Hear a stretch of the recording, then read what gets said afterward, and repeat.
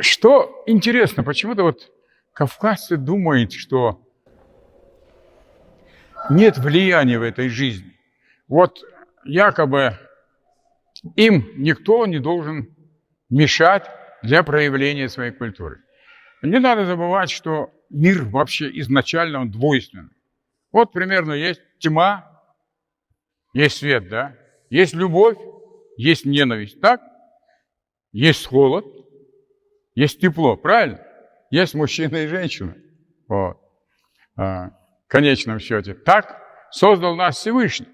И поэтому, для того, если мы хотим выжить как кавказцы, мы должны проявлять собственную культуру. Вот. Не стремиться к чему-то другому.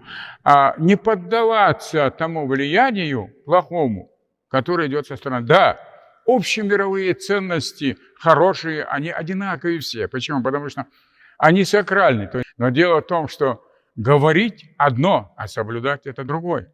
Верить в свою религию, верить в свой народ, любить свою родину, любить свой язык, это же не просто говорить об этом. Это в первую очередь проявлять это, проявлять своими действиями. Никогда не заходить за пределы запрещенного, аморального, ненужного, которое чуждо вашим ценностям. Но, к сожалению, сегодня очень многие поддаются таким вещам и гибнут вот в этой вот страсти, когда человек забывает о моральных ценностях, когда человек духовным ценностям предпочитает материальные ценности, это говорит о гибели его души.